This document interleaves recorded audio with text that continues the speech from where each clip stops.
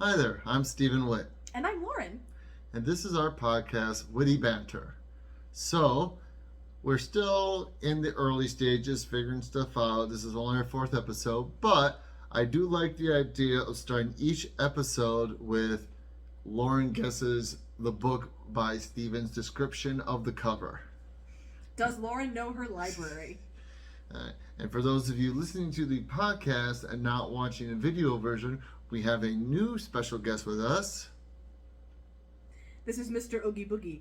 Because as we all know, it is the beginning of September, which is in fact the beginning of spooky season. Yeah, I feel like Halloween is kind of like everyone gives Christmas a hard time for oh my goodness, we haven't even had Thanksgiving yet and they're doing Christmas stuff. It's just like it is the beginning of September. Like during Memorial Day weekend, we have Halloween stuff already. So I feel like Halloween is now starting to do that too. No, it is, but that's okay because in my brain, the end of August is the beginning of autumn, which a lot of people give me grief for because they're like, no, it's still summer. And I'm like, my brain's already switched over, friends. I'm sorry. September 1st, especially, is the beginning of autumn. But like, I find it funny how people give Christmas such a hard time for doing that. But now that Halloween's, no one gives Halloween a hard time for. So it's like you got Halloween decorations or this kind of stuff already, and it's not even Halloween. No one really complains that much about that. But oodles of people complain about the Christmas being early. I'm not taking sides on it. I am finding the difference in attitude interesting. Well, the good news is Nightmare Before Christmas is both a Halloween experience and a Christmas experience. So if you rein in the season with Nightmare Before Christmas, you're covering everything. Like Yep. you're just that is the season. The season has begun.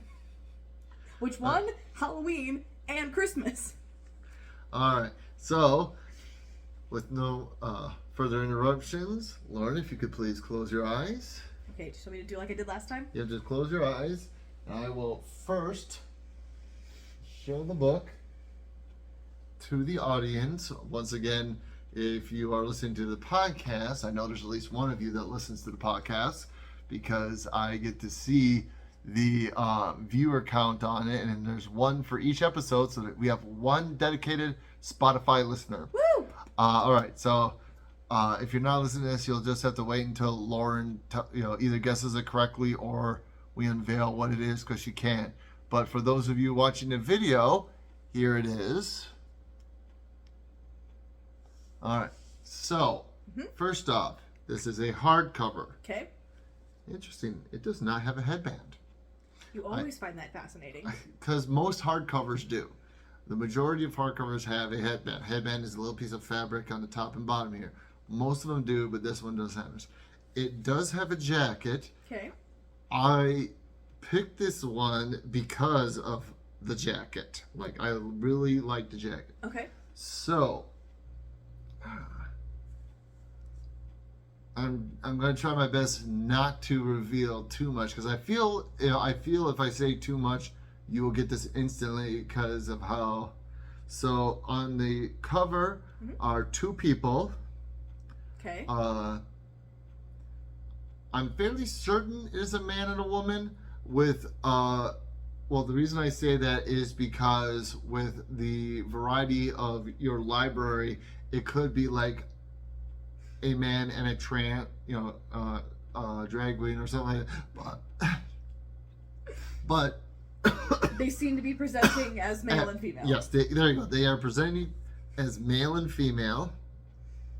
The male is a different color than the female, and I don't mean skin color. I mean, just the design. Yeah.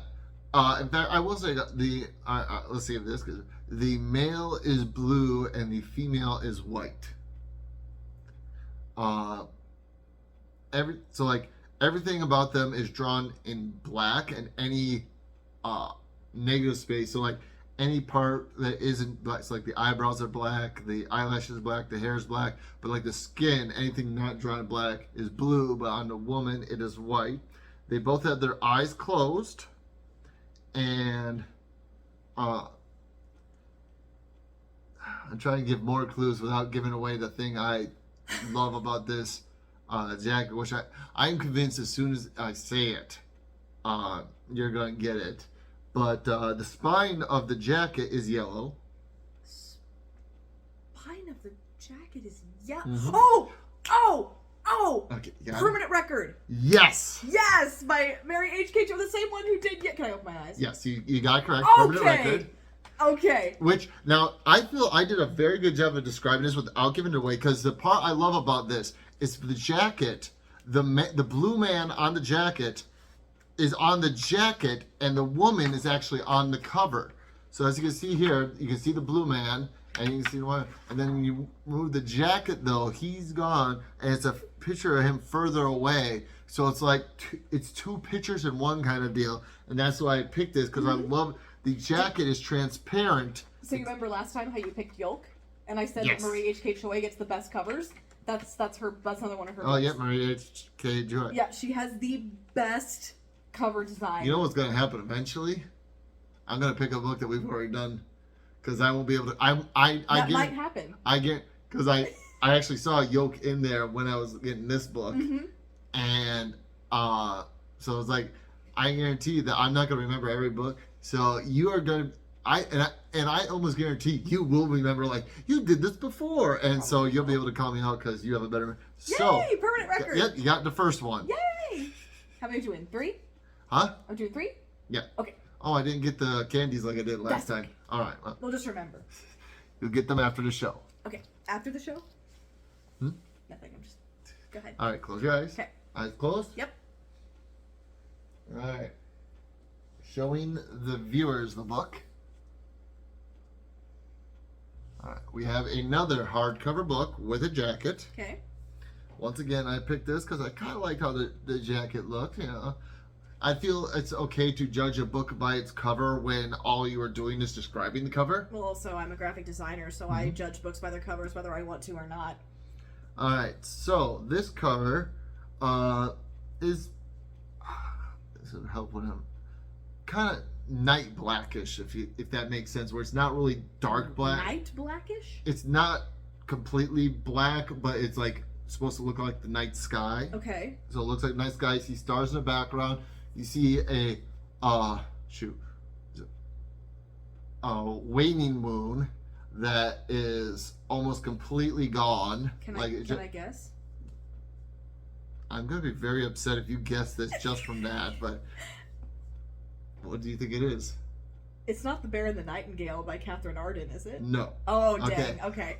I'm like, I barely started. It sounds so much like The Bear and the Nightingale. All right, Okay. well, this will totally give it away. It has a red headband. That doesn't tell at all. I know it doesn't. All right. Red is an interesting color for headband because like it's used more than any, like usually headbands are a lot of times they're white and black, but like those are the most common ones. But for color, from my memory at least working with all, red seemed to be the most popular actual color, solid color for headbands. I think that's fair as a reader too. I remember like most headbands I remember are usually red. Because I remember I actually memorized which color number red was, and one of my coworkers looked at it and was like, seriously? I was like, I have to get it a lot, so it just stayed in my memory. Anyway, going back to the description of the book, scrolled there a little bit.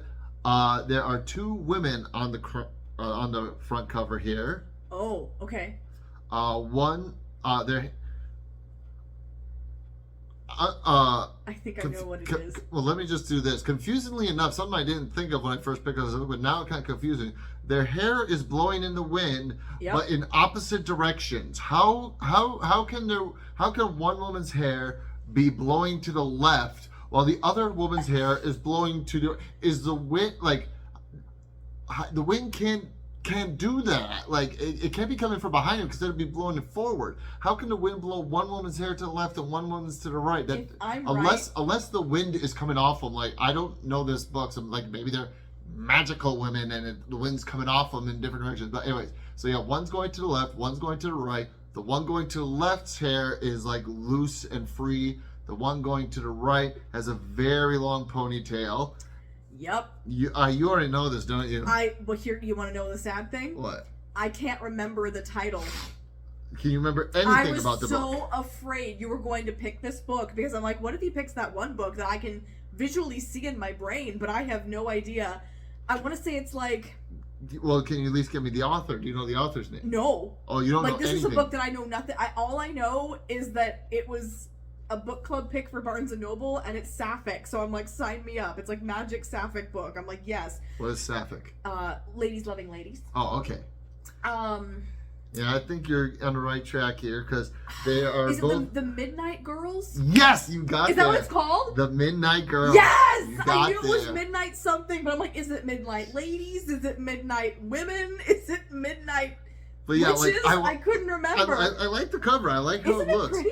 And like that's why I was worried. Like when I was like getting to describe this, you were like when I was saying the moon, and you're like, I gotta guess. I'm like, but I haven't even gotten to describe the part. I like how it looks. Well, in my defense, The Bear and the Nightingale is just the night sky with stars and a moon and a cabin in the middle of the snowy woods. Ah. Like that's all there is, and the title. So like when you said that, I'm like, that's probably The Bear and the Nightingale, but it wasn't. Nope. But I just had a gut feeling you were gonna pick this book. I don't know why. It just came into my brain. I'm like, what if he picks that one? What's it called? Like it's such a striking cover. Like you remember that cover very easily, but yeah. One of these times I'm gonna pick like a super boring cover, and you're like, it's black and the lettering is white. Yeah. That's it. That's all. That's all you Hey, get. that book, honey. All right. So 2 for 2. You're doing a lot better than last time. I am. I'm wise. Well, at least this time I didn't pick a book that apparently you never read, but only bought for the nostalgia reasons. Well, I have read the first one. I've not read this one yet. Oh. But I do remember, yes, I was very excited to pick it up because it sounded very good. So this is on your actually, to-read list? funny story. That's funny story. We love funny stories. Well, The Bear and the Nightingale is based off of Russian folklore, and I believe that one is too. Oh. So they both have that theme of Russian magic, which is pretty cool. So, anyway. You know what I realized I forgot to do at the start of this podcast? What'd you forget? I forgot to, somehow make it easily for us to tell how much time is going on. Oh, no! But... So we have a clock. We do have a clock, but also we have my old kitchen timer, which I will cover up the speaker so it doesn't make a sound. Also does a count up. Oh. So we're about 10 minutes in or something like that, but that'll give us a general idea. That'll work very well. Okay, last one. Last one. I'm closing my eyes. Closed? Yep. All right. I can't see a thing. There's your phone going off. Listen. Oh, you're blowing up. Showing the audience. I'm in a theater group chat right now. Of course it's blowing up. Showing you. It's so weird when I show this to the camera. Cause I can't remember if it's actually backwards for you guys or not, but it's backwards for me looking at the camera. All right. It shouldn't be backwards. All right. So, the book... Is this another hardcover? No, I'm sorry. I'm laughing because I almost said the title. I almost said, the book is called... Well, that doesn't help. No, that would help you a lot. You'd win instantly then. That's what I'm saying. That doesn't count. Who's buried in Grant's tomb? So, this one is a paperback. Oh, okay. The cover is primarily red. This one's going to be a very hard one to describe without giving it away very quickly. The cover is primarily red. The spine is bluish. Let's see, this is the problem. I'm terrible with colors. Bluish. It's not like a bright blue. It's kind of a muted blue, like maybe like a little bit bluish green. All the people watching at home are gonna be yelling at me now, saying this is what the color is. Is it like? Is it? Can I guess?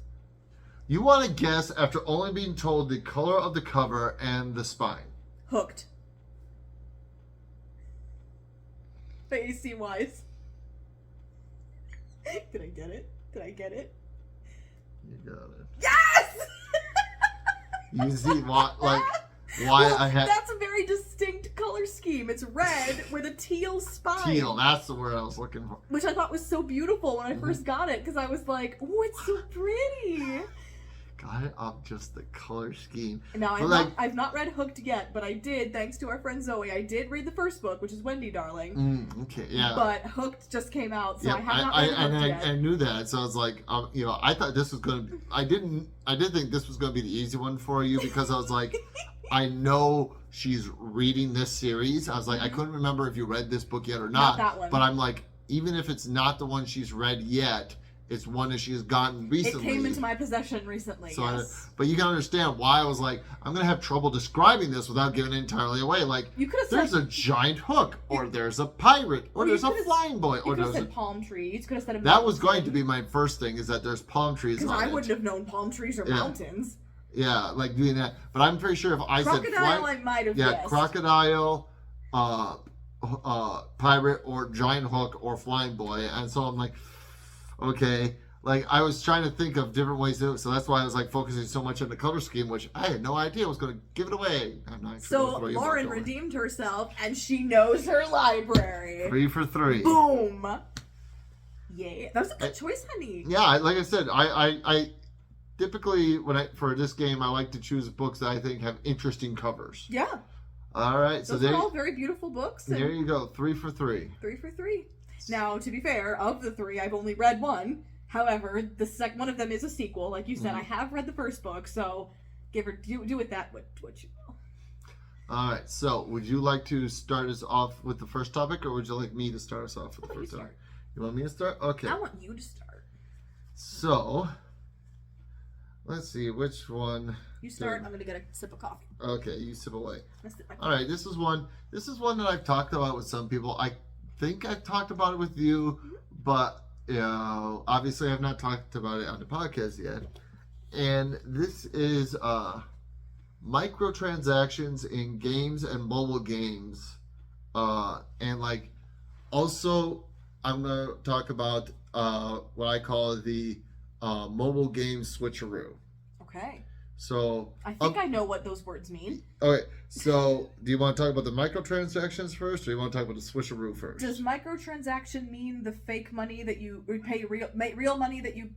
No, that's called in-game currency. Oh, So, I don't know any of these So words. what a microtransaction is, which nowadays the word micro for it is not quite accurate, I feel. But basically what it is when you are playing a free-to-play game. Okay. So the game is completely free to play, Mhm.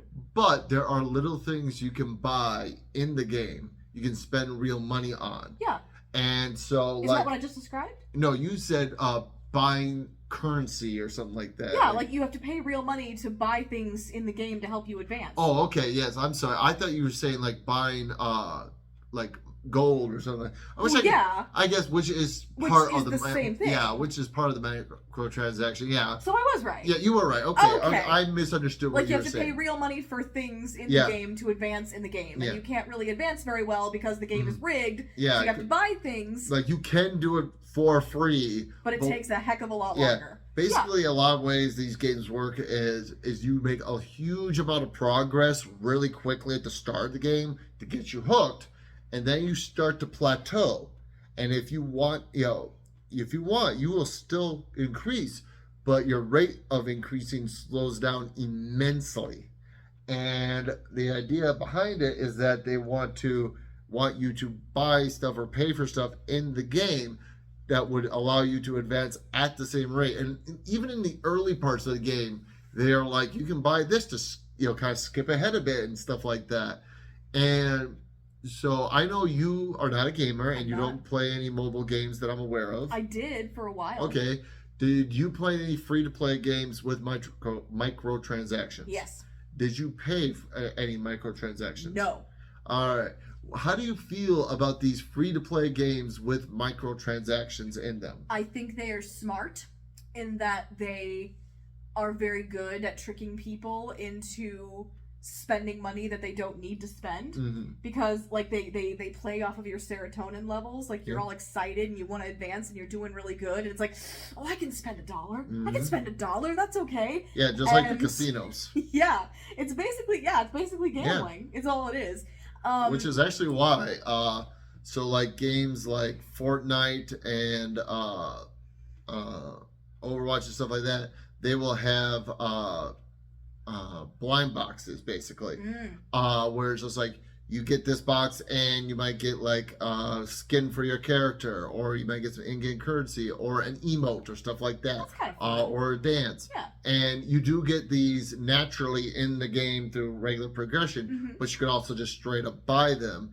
And a lot of companies have gotten in trouble for countries that have different rules about gambling than we do here in America. Oh. Because it's just like, you know, a lot of these games are aimed at children. Yes. And so a lot of countries are like, no, you can't do gambling stuff that involves children. And so it has caused a lot of controversy for that. Well, there's also, like, I watch internet culture history videos, and there's one YouTuber, Izzy's, who talks about early 2000s gameplay. So, like, things like Animal Jam and, like, you know, games that were free to play for kids.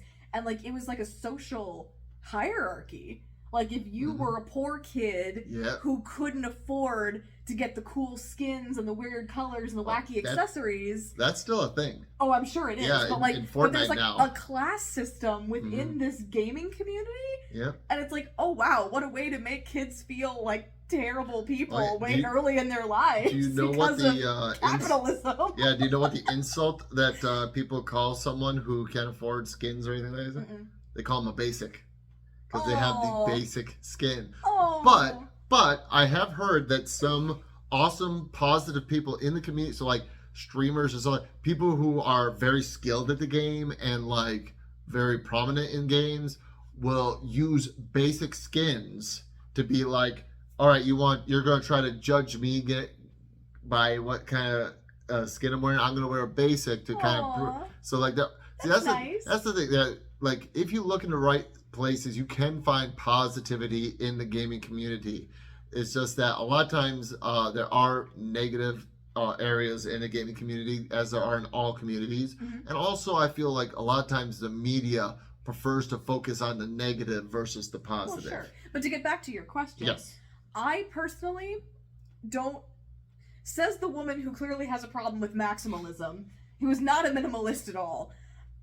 That being said, I am not anti-spending money on what makes you happy. If you want to buy the thing and it makes you happy, go for it. But me personally, I don't understand the appeal of buying something that is technically fake. Yeah. You know what I mean? Like, it helps you in the game. Like, the game itself is real, but you're buying digital, virtual things. And to me, that doesn't make sense. Like, to me personally, this is no shade, but to me personally, that is a waste of money. All right. Now, but I'm not a gamer. Yeah. The problems I have my problems are slightly different than yours, because like I buy digital copies of games, and like on my Switch, a lot of my games are digital copies, so I do not own the physical copy of that game.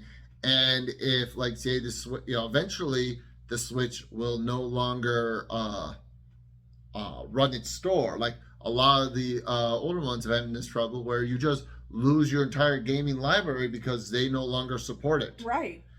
But I don't have a problem buying that digital copy because, usually by that, like in the time it takes for that to happen, I've probably stopped playing those games and stuff like that.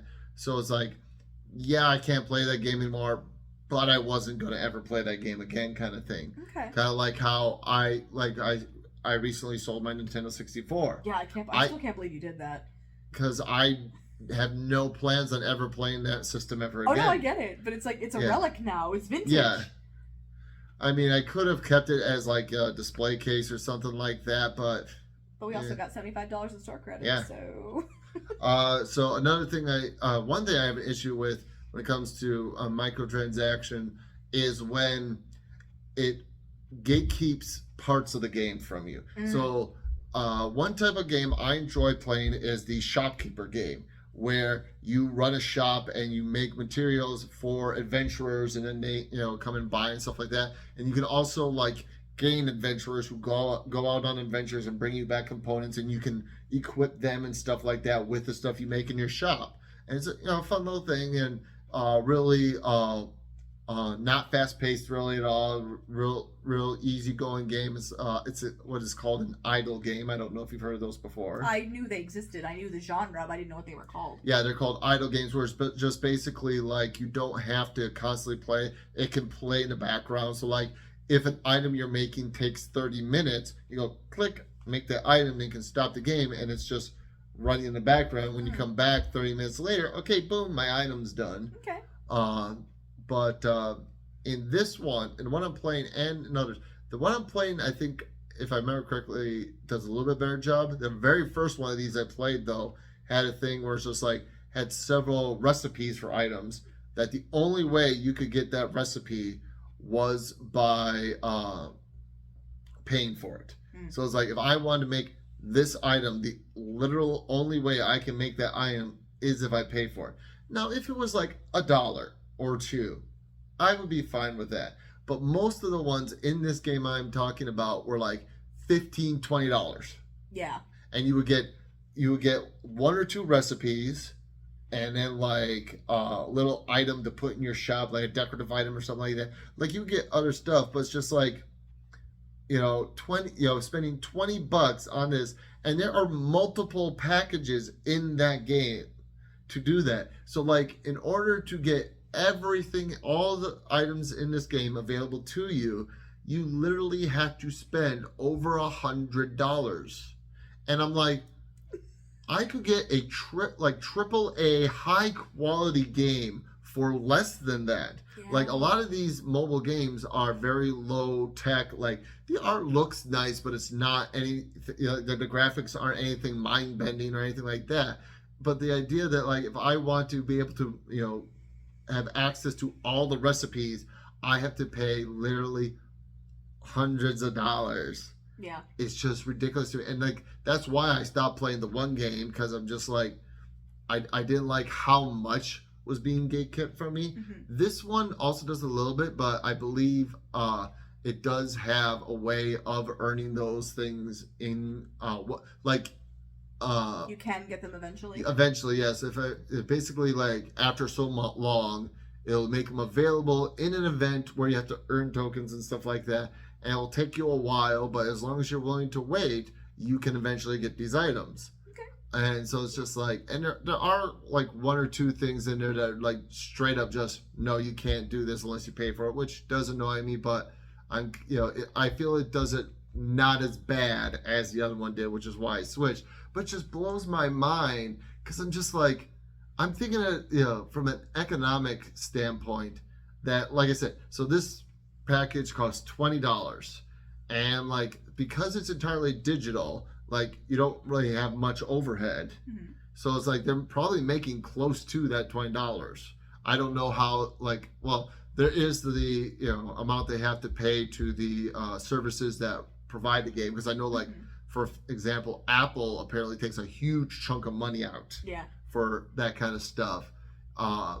In fact, that's why I don't know if you know about this, but Fortnite actually got into a huge legal battle with Apple. Oh. Because basically Fortnite goes, we want more of the money. And Apple said no. And so Fortnite put a lawsuit out against, or actually I think what it was is Fortnite like did something that went around Apple to get more of the money. Uh-huh. And then Apple sued them, and then they're like, oh, hey, what's going on? And Fortnite's trying to play innocent, and it's like, no, you knew exactly what you were doing. Mm-hmm. But yeah, it's like that's one thing I do have a problem with. I don't like I said, if going back to what I was saying about the economics of it, it's just like, there can't be that many people playing this free to play game that are willing to spend $20 just to get this. And so in my mind, I'm like, I find it hard to believe that you wouldn't actually make more money if you made it like $1 or $2. Mm-hmm. So like, because I feel right, because that's how they get you. Yeah, because like that's why it was called microtransactions. Back when they were first doing it, it was only like a buck or two. And there and here. Yeah, and now these games are like $20 or $100 or so. Like there are some games where it's like, if you want in-game currency, you can get it by playing the game. Or you could just buy the currency, and here you can buy this much currency for $5. you can buy this much currency for 10, this much for 50. You can buy this much in-game currency for $100, and that's the best one because you know Look how much money you save. exactly because you're buying in bulk. Yeah. And I'm just like, who is dropping $100 on in-game currency in a mobile game? Like, it just blows my mind. And it's just like, I can't believe. So going back to my $20 versus like a $2 thing, I feel that they, like, for every person who's willing to spend $20 on it, I could be wrong in this, but I feel there's more than 10 people who'd be willing to spend $2. So since there's more than 10 people willing $2 versus your 20, you'd be making more money with that. Mm-hmm. And so like it might, because like in these games I'm talking about, if that same package was worth, $2, yeah, I'll spend $2 for that. And here's another one. Yeah, I'll spend $2 for that. Mm-hmm. And I have twice spent money on free-to-play games. Mm-hmm. And both times it was games that I played quite a bit first. The first time I thought the thing was going to do something that I really liked. And it turned out it didn't. I'm like, oh, well. But that, once again, it was like $2. Mm-hmm. And I'm like, oh, this is going to do something for me that I really like. Buy it. Then all of a sudden, oh, it does something different. Shoot. Oh, well, I'm only out $2. Another one, for those of you who watch my Twitch channel or watch the videos of my Twitch streams on YouTube, I recently played a game called Storybook Brawl, which I played quite a bit. It's a strategy game, and like you can unlock characters through in-game currency, and you can buy in-game currency, and they got like a starter deal thing where it's like, this is a one-time deal to help you out when you very first start the game. And I didn't get it when I very first started the game because I was like, I want to find out if I like it. But I liked the game so much, and I played it so much that I'm like, you know what? It was only $5. I'm like, you know what? I've played this game way more than $5 worth, Mm-hmm. so I'm willing to throw these guys $5 for something I enjoy and get a little something out of it too. But like I said, these ones where it's like $20 for this little bit of your content and $20 for, like, to me, I would not be upset if it cost me $20 total to buy all these little in-game things. But not just for one. But for one, and for it to cost me well over $100 to get all these little games, that's the part that bothers me. Mm-hmm.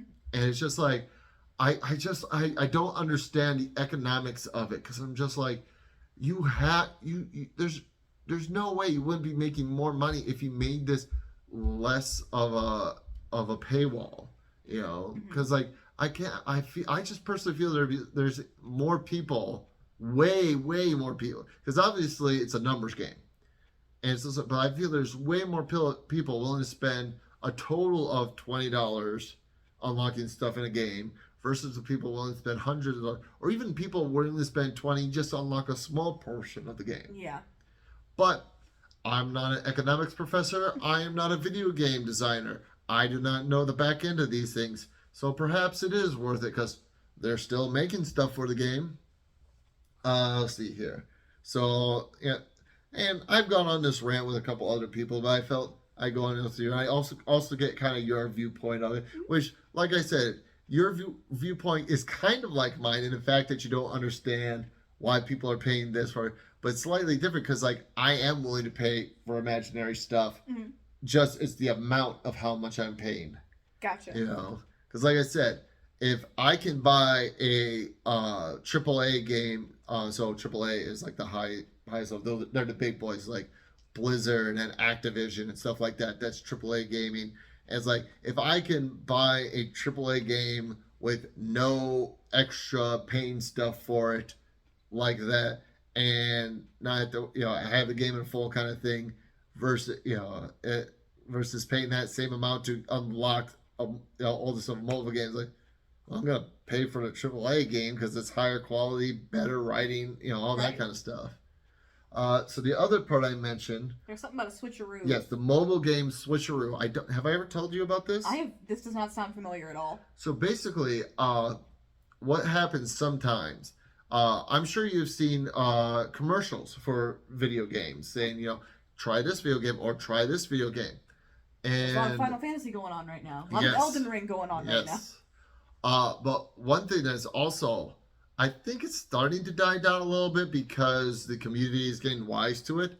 But for a while there, what some gamers were doing was what I would call it gamer switcheroo. So it was like the most common one I saw was it's like, ooh, look at this puzzle like game where it's like, your hero is right here and they're trying to save the princess and you have to, do this unlocking thing, or you have to maneuver your way around this, making sure you're level 1 or you're level 3, fight a level 1, now you're level 4, and like do it that way. But if you do it wrong and you fight someone higher than your level, you die.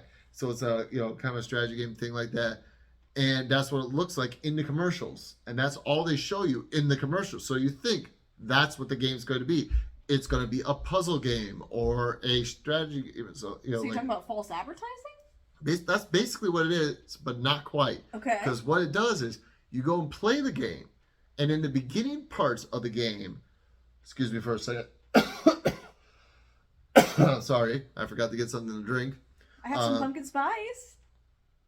For those of you listening on the podcast, I am glaring at Lauren because for those of you who watch my TikTok, you will get that evil concoction away from me.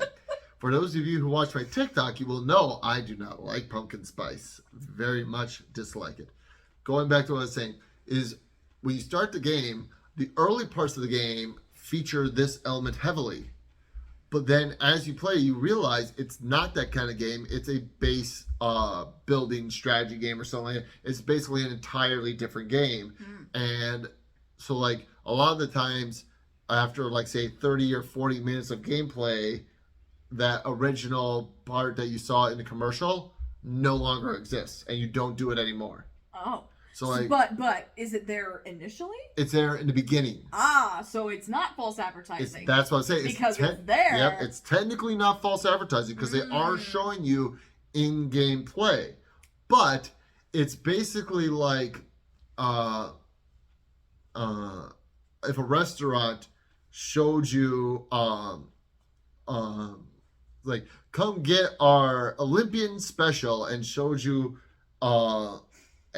like some chicken tenders, and then you go there and go, I'd like the Olympic special please, and like, okay, here's one chicken tender and a giant bowl of lettuce, and you're like, I thought the Olympic special was chicken tender. Oh, you did get a chicken tender, but it's mainly this bowl of lettuce.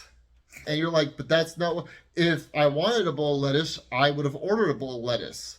And that's how I feel about these games. It's like, it got to the point where a lot of people were making games like the ones that they were showing in the commercials and basically advertising.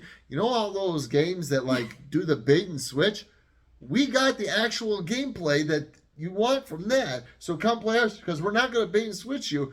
It's that the whole way through instead of what they're doing. That's funny. And it's just like, it just infuriates me because I'm like, it doesn't make any sense to me because once again, it's a free-to-play game. So there's only two ways these, as far as I know, these games make money off of you in free-to-play games. One is by selling you microtransactions, where if they do this, it's very doubtful in that first 30 to 40 minutes that you're going to spend money on this game because most people don't want to spend money on a game that they don't know if they're going to like yet or not. True. So it's doubtful they're doing that. And the other thing, which I'm sure they make some money, but they can't make that terribly amount, is by showing you commercials. There have been some games where I've actually stopped playing them because of how frequently they're showing me commercials. It is something I don't mind in a free-to-play game where it's like, hey, you want some extra in-game currency? Watch these commercials. I'm like, yeah, I'm fine doing that. In the one game that I did play, it was like, hey, if you watch these previews, we'll give you some extra in-game bits. currency. Yeah. And I'm like, sure, I'll take some extra bits. Yeah. But like, I played this one game where it was like, no, you're transitioning, commercial. You don't get anything from it. You just get a commercial, this transition. That's and obnoxious. yeah, I stopped playing that game fairly quickly because I'm like, I'm not getting anything in it. You're preventing me from playing the game to watch commercials. That's like when Harry Potter Hogwarts Mystery first came out. Like, I did play that game for a minute because obviously it was like really cool, but you couldn't play it Like, you had to have so much energy to beat whatever boss you were in, and unless you, like, paid for the in-game currency, you ran out of energy. And so you had to wait for your life to revive, which took hours. So you're, like, trapped. Like, I stopped, like, I was literally trapped in a den of Devil's Snare, and I couldn't get out of it. So I just closed the game and didn't open it for another, like, 24 hours, and then hoped I had enough power to fight off the Devil's Snare. And I'm like, if it's gonna be like this every time I do a boss battle, like, what the heck? This is not fun. That's a very common thing for games to do. I can't play it. Like, I literally couldn't play it because I did not have the energy to like defeat this thing. Some games I feel do it right, some do it wrong, and it was frustrating. I was so mad. I'm like, no, forget it. I'm not playing this game. If every time I play it's gonna do this, like, what? No, I'm not doing it. But, like, with the game switcheroo thing, the thing that really confused me is, like, why aren't you just giving people the game they want? Yeah. Instead of doing the switcheroo. Because they lure you in. Yeah, but it's like, they know there's a market for it, and they say, hey, we can market that. Yeah, but it's not that game. Like, why don't you just, advertising. Yeah, but it's like, if you know, you can obviously make that game because you made enough of that game to lure them in. Why, if you're luring for that, why not just make that the game? Because they had better ideas. I know, but, like, it doesn't make sense to me because it's just like, we want people to play this game. Okay, how are we going to get them to play this game? We'll make them think they're playing this game instead. Yeah, but as soon as they stop playing that game and they're going to quit. And it's just, which is what I did. Maybe they hope that you'll get just as enamored with the other game and you'll keep going. See, I think I that's the only thing I can think of is what they're trying to do is hope that you stay because of that. Yeah, because you like it. But, like, to me, it's like, couldn't you have just made that other game and put put your stuff, your money making stuff in that kind of a game? Which, like I said, some people did. They were like, hey, you know what? We're noticing a lot of people who are complaining about this, which means there are a bunch of people who want that kind of game and are mad because they're not getting that kind of game. Well, make that kind of game. And look, now you can play that kind of game and don't have to worry. And like I said, I've seen a lot of people doing this basically because of the bait and switcheroo. But, like, it just blows my mind because I'm like, it doesn't make sense to me. Like, because I can understand I can understand bait and switch when you've paid for something and also it's like, oh, this is not what I wanted, but I already paid for it. They already got my money. Because in this scenario, they don't have your money yet. And like I said, like, it does not take long for you to realize what they're doing. And I could be wrong, but I feel most people playing these kind of games would not spend money until they, knew they liked the game. Because it's just like, all right, this is a bad example with you, but oh boy. It would be like buying the entire Harry Potter series before reading the first book. What? And who does that? Knowing nothing about knowing who nothing. buys all the books in a series before they read the first one? This is a book about wizards, okay? And then reading, exactly. That's why I'm saying it's a bad example with you. But, like, that's one of the only things I can think of that can kind of correlate with this. Because it's just like... You're taking a gamble. You're taking a gamble, man. But I don't know. It just does not make sense. I didn't say it was a good habit. Yeah. Well, I'm just saying, like, for the switcheroo, it does... Once again, financially speaking, it does not make sense to me. Because you're basically ticking off your own audience. Yeah. And it's just like, as in other franchises... A lot of them fail because they've made their audience so mad that the people stop playing the game or stop doing so because they've done so many changes or they, did this or this or this. And people are like, no, I don't like that. Stop playing the game. They stop making money and it fails. So it's like, how are these people getting away with it? I don't know. I will say, one justification of the buying all the books at once thing, I'm not saying it's a good reason, but there is a reason. If you are super persnickety about the aesthetics of your bookshelves and all the books are available in hardcover, you buy them all when they're available in hardcover because the next year they will be turned into paperback. So let's say I buy the first book of a trilogy when it first comes out. It's a hardback. A year from now, that hardback, unless it's still in stock at your local bookstore, is going to be restocked as a paperback. So if you're hoping to get a full complete trilogy in hardback, you have to buy each book when it comes out in hardback. Otherwise, you run the risk of later on, unless you specifically order them from Amazon, which a lot of booksellers don't want to do, then you're at the mercy of whatever's in stock, which is probably the paperbacks. So your option is either you buy all 3 books in hardback, or you wait years later and buy all 3 books in paperback. See, this is why I said the analogy doesn't quite work with you. But like I said, I don't understand how these people are making enough money. Like, they're obviously making some money, because there are some people who do like. I'm sorry. My phone just told me it was downloading an update. And I was like, what is my phone showing me? Because I'm recording this on my phone. You did what your sister did earlier. Oh, it's a notification. Okay. Let's see here. So, yeah, I think that's about everything I wanted to talk about. Microtransactions and games and the switcheroo. It's the switcheroo thing that really ticked me out, because I don't know if there are still games out there doing it, because I haven't gotten a lot of new games yet. But and I haven't seen a lot of commercials for different games that I wanted to play. But like, I just didn't quite understand. I was like, because like I said, I saw this game, like, oh, okay, it's a puzzle kind of game where it's like, oh, you got to now it's doing something. Okay, it's now telling me that's raining. Install. So sorry, listeners, I'm getting distracted by my phone because Squirrel. Digital squirrel. Hi there. Anyway. So, like, we are on a podcast, and we love you. Sorry, go ahead.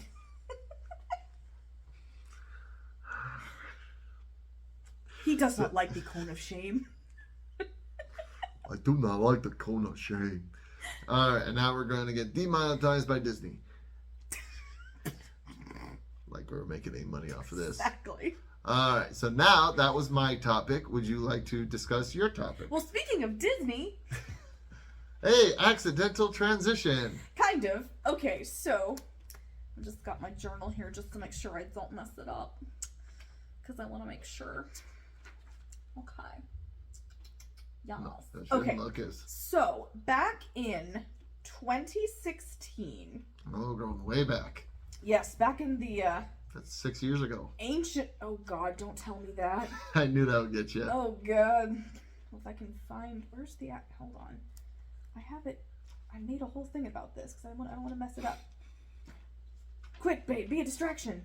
99 bottles of beer on the wall. Oh God, no, not that kind of distraction. No. If you want to hear the end of that song, you can catch my YouTube video, 99 bottles of beer. Okay. Okay, so back in 2016. Yes. For those of you who are on the internet, which is probably all of you.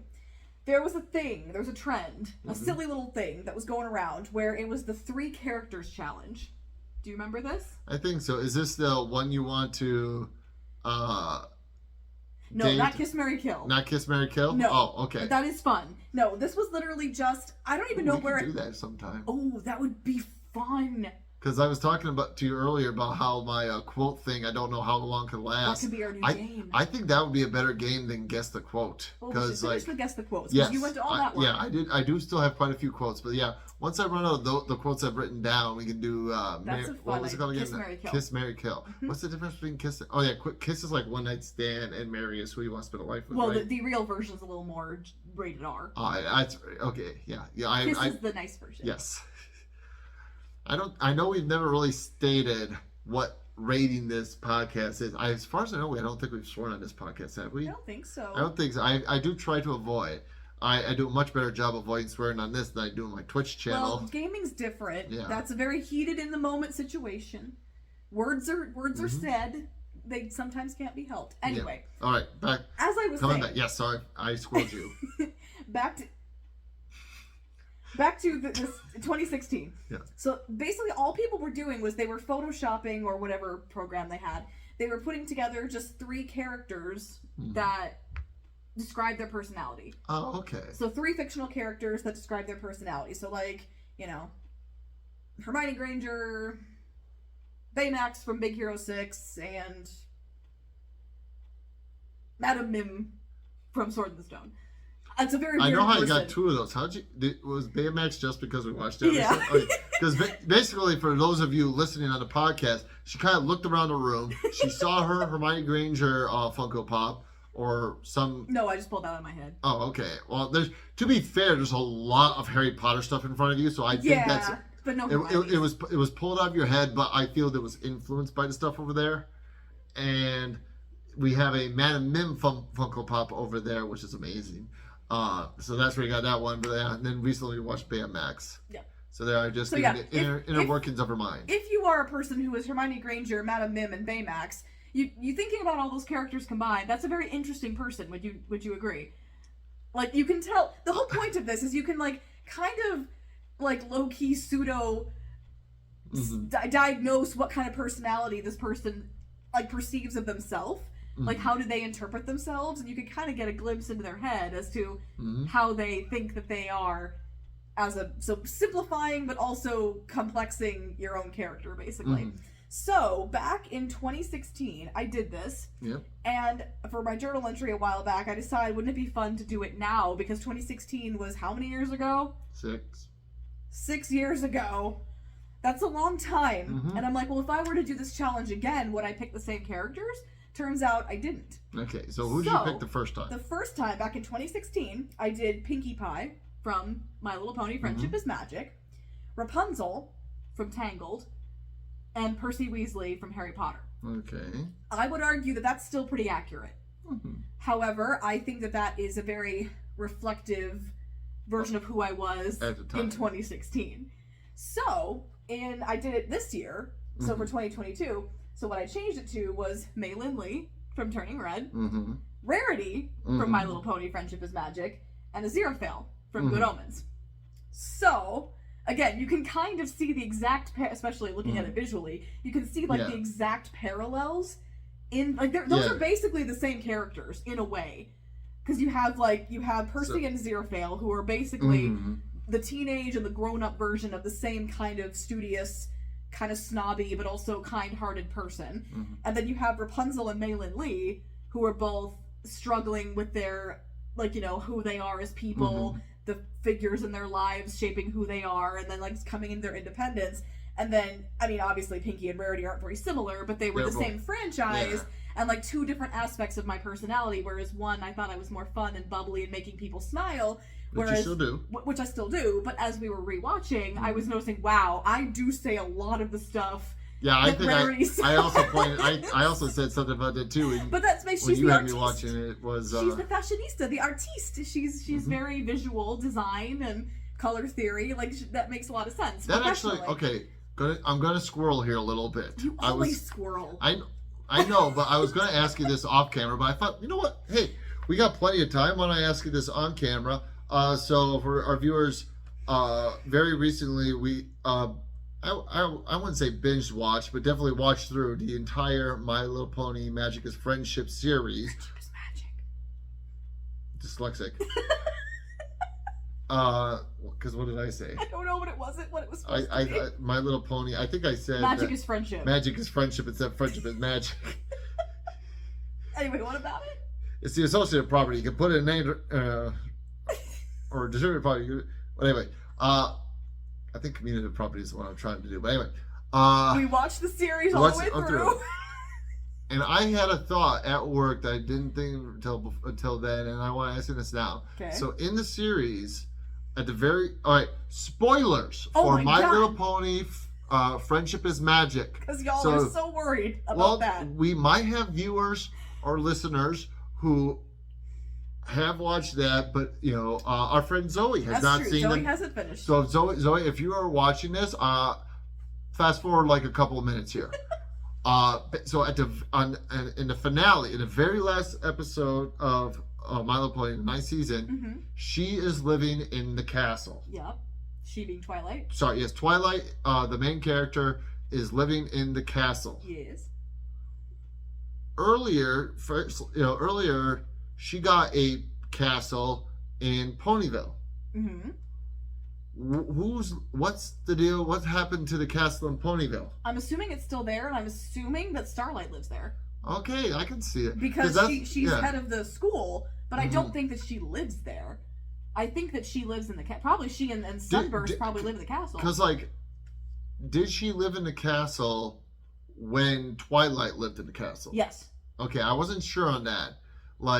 Oh yeah, that's right. Because there was the episode where she brought in the mirror for her. So yep. Okay, so yeah, that's probably. I assume she just lived there, and I would like to think that because Starlight is the head mayor of the school, she is then the de facto princess of friendship.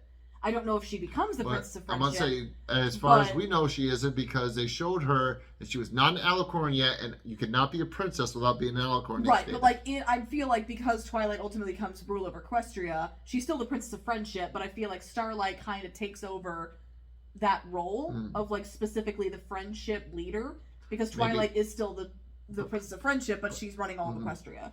Maybe her niece becomes the princess of friendship. Oh, then maybe. I don't know.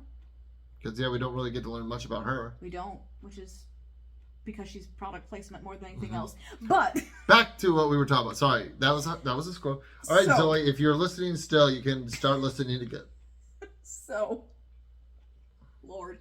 So, as you can see, very similar characters, but very different evolutions or iterations, I should say. Clearly there's a baseline of thinking about myself. I clearly resonate with these personality types for a reason.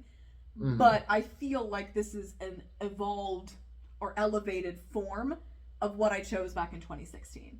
Yeah, because I would definitely say you are much more like Rarity than Pinkie Pie. You do have... It wasn't the random party part that I resonated with. It was the I like to see you smile and make you happy.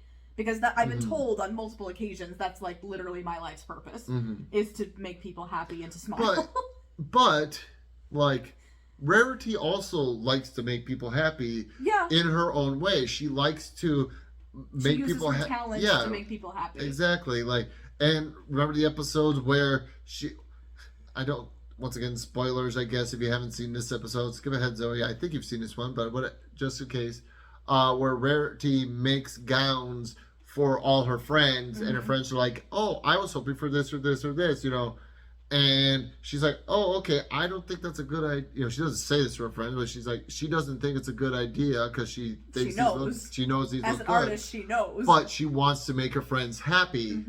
So I do feel Rarity does also want to make her friends happy, but in a more subdued way than Pinkie Pie does, where Pinkie Pie is like, I want to make you happy. Here, put this pie in your face. Eat it. That's true. But I mean, again, a lot of Rarity's storylines resonate with me as a professional artist. Because a lot of her episodes I felt so strongly about because I've dealt with those exact relations with clients. That episode, I had that episode. I know what it's like. I know best as the expert in my field, but people don't understand, oh, but I want it to be like this. And it's well, technically I'm in customer service, so my job is to provide you with what you want, but I can visually see it, and I can tell you right now that's not what you want, but until you actually present it to them, and they go, oh, or they go, yay, and you're like, oh, it's a very fine line.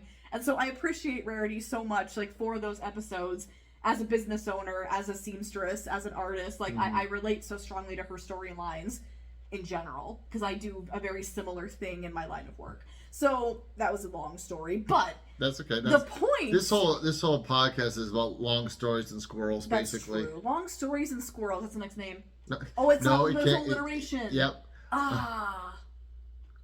We'll figure it out. Yeah. So, my question, the reason I bring all this up, not that you have to worry about what you were like in 2016. You could if you want to. If you want, the question is, what are your 3 characters, do you think? Now in 2022. Huh? Now in 2022. But if you could be retrospective enough, and if you can wonder who you would have picked in 2016, I will also encourage that. So. Okay, let me just think. This is gonna be. I told you mine. Now you gotta tell me yours. Yeah. This is a little bit tricky because now I have to think of various characters that I think portray me very well. Well, the first thing the way that I go about is what are your favorite things? What are your favorite franchises? Okay. What resonates with you as as a series, as a show, as a book, and then go from there. Who's your favorite character? All right, I got one. Okay.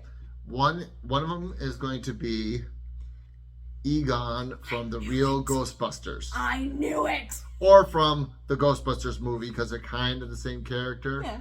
But yeah, it's going to be Egon from Ghostbusters because he's very Analytical, but also just enjoys knowledge. He he really enjoys knowing and learning new things. Like he like likes learning and so but is like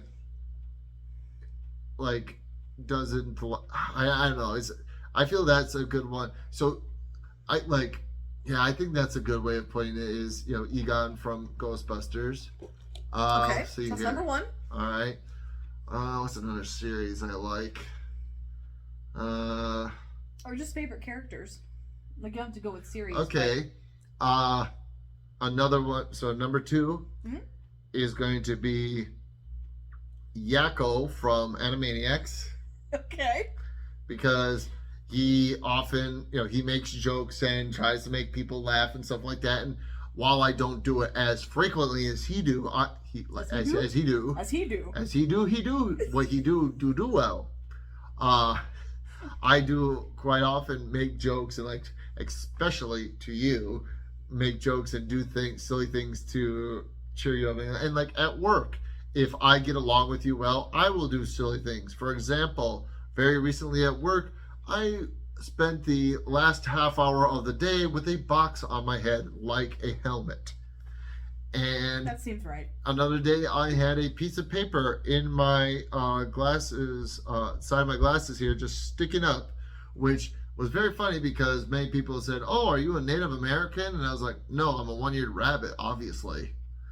But like I do stuff like that, and like when I'm comfortable around people, like if I'm around strangers, I don't do that. Or if I'm around people that I'm not that close, like at work.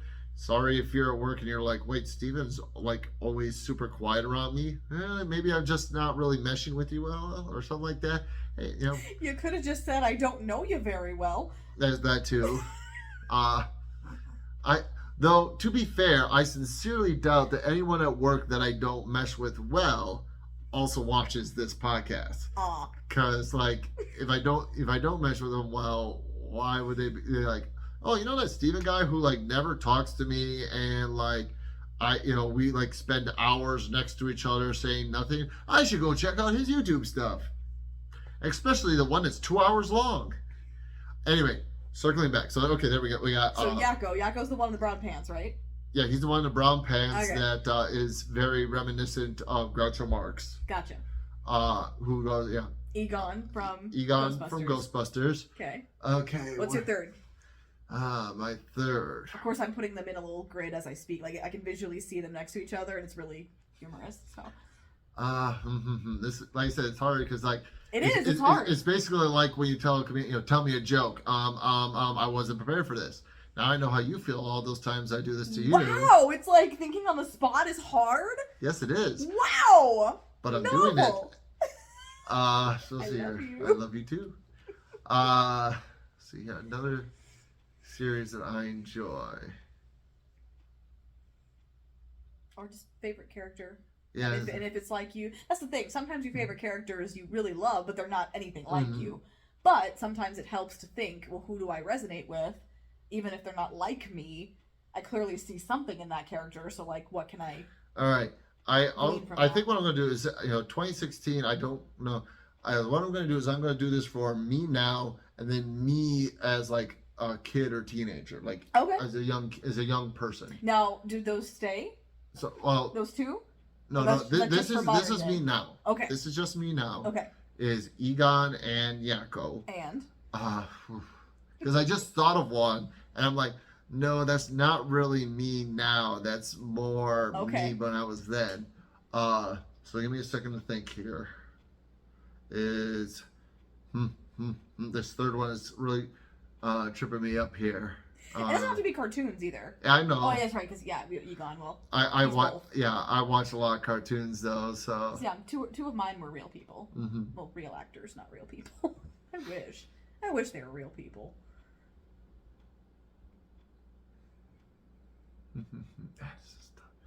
Because I'm trying to think of different. Because Egon is the intellectual part of my personality. So you have intellect, humor, Yeah, humor. and just overall silliness. Yeah. And then, Yeah, it's a lot harder than you think. People at home, if you're like, well, that doesn't sound like a hard challenge. Usually coming up like one. There's so many characters that you know and love. And it's like, usually. also you have to think of yourself, who am I? What, represents me? It's not just who are your 3 favorite characters, because then it would be super easy. Yeah. But it's like, no, who do I, like, actually, if no one knew anything about me, and you can be thinking I'm buying you time. I know, I'm trying. If you don't know anything about me, and I give you a picture of these 3 characters, and you know those characters, you can be like, I see. Okay. Like, it's kind of like a, like I say, it's oversimplification, but it's also kind of nuanced and interesting to deep dive into something so... Alright, I think I might have my third one here. I don't know if you're going to... agree or how you'll react to this. Oh, no. My third one is going to be Courage the Cowardly Dog. I understand why. Because I do suffer from anxiety. I do not suffer from crippling anxiety, but I do suffer from anxiety, and being afraid of something like that. And I feel, the courage kind of represents my, anxieties, but also like just fighting through my anxieties, because that's one thing, courage is afraid of everything. But he still saves the day. He still saves the day. He works through it. That's why he is courage, because, he's scared. Oh, no, this is scary. But he still saves the old lady all the time. I can't. You're going to sneeze? Yep. Okay. Ta-da! Pardon. Okay. So, that's what I would do for now is Egon, Yakko, and Courage the Cowardly Dog. I think that's very good. Okay. Considering you only had a few minutes to think about it, but even if you didn't, I still think that is a pretty perfect list. I might make some changes to it, like I don't think you need to, really. If I thought harder on it, but I think Courage is the one that I was like most on the fence with, because I was like trying to think of some. I'm kind of surprised you didn't say Garfield. I'm not that lazy. Well, I mean, we are collectively lazy on our days off. It's fine. Excuse me. Who very often does the dish on their days off? Like does the dishes? Are you calling me out on live internet? No, I'm saying you're calling me lazy on my days off. Yes, I am sometimes take a lazy day off, but I also do work on my on my days off too. I'm not contesting that, honey. I'm giving you a hard time. I knew. Anyway. I love you. I love you too. All right, so now to try to do this again with my younger version, I'm gonna say like around elementary, middle school age. And the reason I thought of this is the first one character that came to mind was Naruto, the anime. And the reason for that is I've never seen it, so I have no idea why this is baffling to me. You have some idea, like it's about ninjas and stuff like that. Yeah. So basically in Naruto, he loves ramen. That's the extent of my knowledge. Okay, so there was this evil beast called the Nine-Tailed Fox. Yes, I know about that too. And in order to save the village, they put that evil beast inside the child. He's a fox demon. He's a fox demon. And who likes ramen. Everybody, and is a ninja. Yeah. Everybody in the town, even though it was not he was a baby when this happened, so it was not his fault at all. Even though everyone in town should owe him their thanks, they see him as being a representation of the demon. So all the adults look at him with hatred and disgust and stuff like that. And the kids who don't know why this is going on, because that all happened when they were babies or before they were born or something like that, they also look at him, don't trust him, stay away from him, stuff like that, because they get the energy off the parents. So he is a very lonely child who kind of is by himself quite often. And in my youth, I often had trouble making friends and would often spend large amounts of time with myself wondering why can't I make friends? Why aren't there more people in my at school that like me and stuff like that? I'm gonna make you cry, aren't I? I'm gonna make you some ramen, my little fox demon. Okay, So All that's right. number 1 for when you were a young thing. All right. Naruto. Okay, so another one that I'm going to do for my youth. I don't remember the character's name. So, I can help, maybe. do you remember? This is from like the '90s, I think it was. So it might be Mm-hmm. the Nickelodeon show where there's a kid who has like a magic piece of chalk. Yeah! And he goes Chalk into, Zone. Yeah. Do you remember the No! Yeah. Okay. So The name of the kid? yeah. Is it So- like Charlie or something? Maybe. All right. For the purposes of this podcast, we're going to call him Charlie. So It's Charlie. something like Charlie. So Charlie from Chalk Zone, I'm going to say, because I was a very creative kid. Aw. I one of my earliest childhood memories. Hold on, you keep talking. I'm gonna Okay. look it up. It's gonna bother me. One of my earliest childhood memories was imagining that there were crocodiles or alligators, one of the two, I can't remember which, underneath my bed. So like when I would have to go into my bed, I would literally jump onto my bed. Not because I wanted to jump up and down like a trampoline, but I had to jump onto my bed so the crocodiles wouldn't snatch at my feet. That's adorable. And then at one point, I was like, okay, I don't want to do this anymore. So to get rid of the crocodiles, I threw an imaginary grenade underneath my bed to blow up all the crocodiles. Rudy. Rudy. His name was Rudy, His not name was Charlie. We weren't even close. Kinda. There was an E at the end. Y noise, E noise, Y. There's an E at the end. So Rudy to Booty is his name. such high class humor back in the 90s. So Rudy from John, because he a very creative kid and stuff like that, saw things, and I felt I was a fairly creative kid. I know, like one time my mom, I was like, I want something to do, so she made me create my own town. So I created a town, created a flag. What was the major export of the town? Like she basically kind of gave me a homework assignment, but I had fun with it. And you've seen recently when we were moving me in here. I realized I've already told you that I moved in here, but when we finished moving in here, all my little stuff and like the furniture and like that, so that like I am now 100% here versus 80% here. Yeah, you are. So like when we did that, we discovered a box of all my old school stuff and all my old writings, and you saw how I was fairly creative as a child. Oh I did yeah, quite a no, few you writings. were very you're very creative as a human being. Yeah, And we're yes. I still am. We're I got particularly I got a YouTube channel and everything, so I'm still creative and stuff like that. But I you were feel particularly creative as a kid, as a middle school, high schooler, yes. yeah. All right, so now I got to think another one from my Okay, so childhood. yeah, that's Naruto, Naruto, Rudy and is number 3. I also like how your characters are literal children. I didn't. Like That was an for accident. your younger self. So far, I mean, I don't know if Naruto's a teenager. He's like a young teen. Okay, Like, but like still, yeah, like he's like I think maybe like 13 or like 12 or 13. neither are Yeah. adults. Whereas your other one, I guess you make a case for Yakko, but Yeah. I see him as more of a mature cartoon as Yeah. opposed to a child cartoon. So like you have adults versus that's interesting.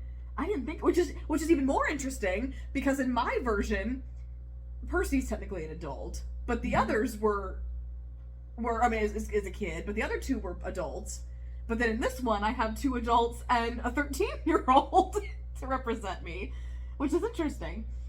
All right, I got to back up, and I can use them in case I can't think of some that's really lame, and I don't want to use it. Oh no! What? It's a backup. I'll tell you the backup if I, whether or You not I can't use. think of anything else. Well, no, if I can think of something else, I'll still tell you what the backup is. I see. But there is a aspect of my childhood I remember that I'm trying to think of. Basically, all right, this one is breaking the kid flow. Okay. The Incredible Hulk. Oh. Because as a child, I did have anger issues. I am way better. I could, control my anger now and stuff like that. I don't think you've really even seen me truly lose my temper. No. The closest you've ever seen me losing my temper is like one time when I hit my head on the corner of the table when I was plugging stuff in. And you're like, "You okay?" I'm like, yep. I just need to be left alone for like the next couple of minutes. Don't talk to me for a few minutes. Yeah. I'll be fine. Like, don't interact with me. I'm just going to like lay here and calm myself down so I do not lose my temper. But yeah, so like I actually was in anger management classes in elementary school because of my issues with controlling my anger back then. So I would say, so there we go. We got Naruto, Yeah. Rudy, Rudy. and the And Incredible Hulk. I feel like that's also incredibly good. I didn't know you as a kid, but I like from what I've seen, what glimpses I've been able to see into your past, I feel like that is really accurate. So my throwaway that I was Yeah. going to use if I couldn't think of anything else was would it fit the kid theme? Okay. Was Chucky Finster, Oh, that's cute. because I've had to wear glasses since I was 5 years old. So not quite as young, since Chucky is a baby, can't talk and stuff like that. So I was a little older than that, but still, basically, That's like, pretty much all your life. yeah, all my life I've worn glasses. So like that was going to be my throwaway. That would I'm have like, been cute though. it would have been cute, but I'm like, Because he's also does that kinda really? nerdy Does and that? not- Yeah, he's nerdy and sweet. He is nerdy and stuff like I that, feel but like that would have worked. I don't. It's not like the best representation, but I see what you mean. It Mhm. would have been cute. It would have worked. That's why it was my throwaway. Is like I don't really feel like if I was describing my childhood self to somebody, Chucky would be a good one for personality, but it would definitely give you an idea of what I was like, visually. Yeah. Well, there you go. So there is Nice. adult me and like childhood. I would say most of that is elementary age, Stephen.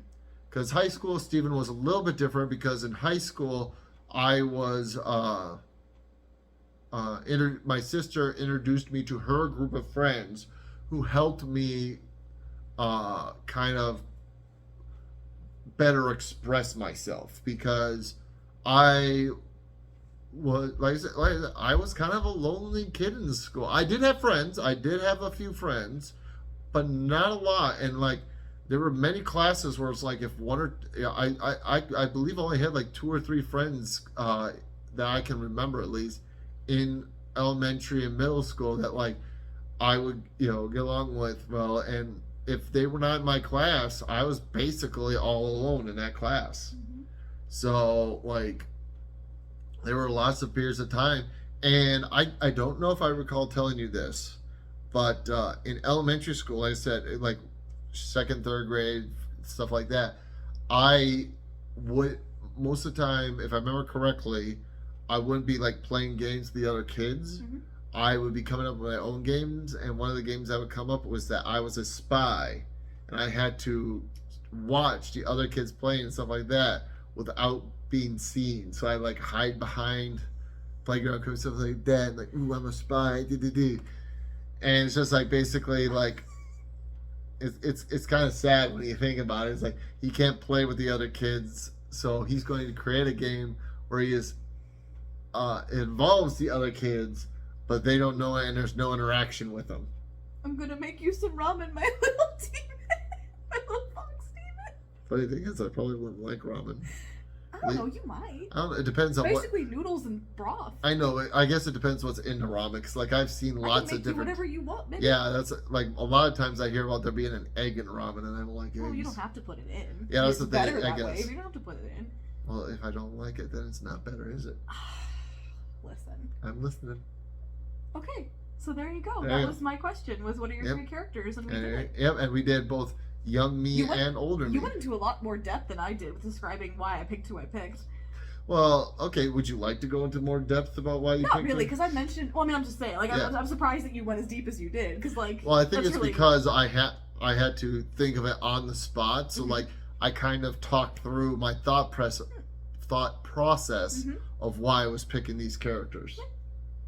All right, that went a lot faster than it did on our previous ones because we're only like an hour and 15 minutes into it. That's okay. So let's see here. Our rules, man. Our house, our rules. That's true.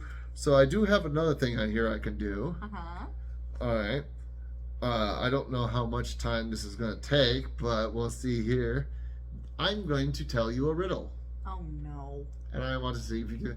And those For those of you watching, I'm so bad at puzzles and riddles, and I'm not good at it. I'm not a Ravenclaw. I'm a Hufflepuff. We I'm live in the wearing kitchens. cloth. We live by the kitchens for a reason. We don't go to towers and answer riddles to go in every time because we're bad at it. And to make it even better, Oh no. for those of you listening, I am laughing because of her reaction, and I don't know if you can hear me on. All right, to make it even better, it's a math riddle. I hate you. Why? No, I refuse. No, you can't refuse. Yes, I can. No, you can give up, but you can't refuse. I want you to at least try. Fine. All right, so I want to make sure I say this correctly. Can I write it down? I mean, if you want to. Do I have to write it down? I don't think so, but if Okay. you want to, I'll give you. Go do it first, then I'll Yeah. read it to me, and then I'll see if I All can right, write I don't have it it written down because it's something I have from memory, but I just want to make sure I say it correctly. down. All right, so Okay. 3 guys Uh-huh. go to a hotel. Okay. They go to the reception service and they say, "We have a room. We have a room for the night." And one goes, "All right, the room is $15." Okay. I realize that's not how much rooms cost, I but wish. that for the sake of this, we're gonna make it an easy number of 15 Sounds great. because there's 3 guys. Each guy pays $5. Okay. And they give the money to the clerk and a receptionist, whatever you want to call them, and then they go to their room. Okay. After they go to their room, the receptionist realizes, would it be receptionist or clerk? Receptionist. Okay, receptionist realizes she made a mistake and their room was actually $10. So she gets a bellhop over and gives them 5 $1 bills and says, "Please give this to the gentleman who just got in as a refund, because I accidentally overcharged him." Mm-hmm. On his way to the room, the bellhop decides to give himself a little tip. Okay. So he takes 2 of the dollars and he puts it in his pocket. Okay. Then he goes to the room and he gives the gentleman the 3 remaining dollars. Okay. So each gentleman gets $1 back. Okay. So it's like they each paid $4 for the room. Uh-huh. So each paid 4. 3 times 4 is 12. Plus the $2 that the bellhop put in his pocket is 14. Uh-huh. But they paid $15. Where's the missing dollar? Do you want a piece of paper? No. Okay. Yes. Hang on. All right. No, I don't want to use your nice. No, I'm not going to. I'm just gonna. Oh, perfect. Yeah. Okay. Yeah, I got my notepad here that I have a bunch of blank paper and it's like the notepad itself doesn't have. Oh, okay. I thought you were going to use it. No. Okay. Hopefully I can find my space again when I have to do the figuring out the thing. Do you want me to say it again? No. Okay.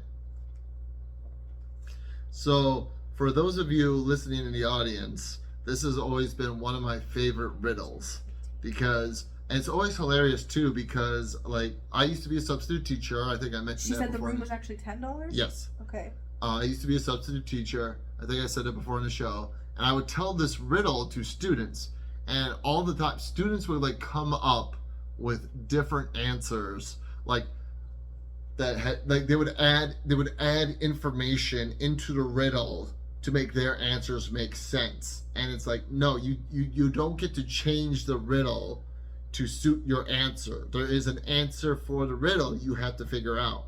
And I've always found that kind of hilarious whenever I told, because I know this one, and then there's So she gives them $5 individual dollars to the bellhop. Yes. The bellhop pockets 2. Yep. And gives the remaining 3 back to the gentleman.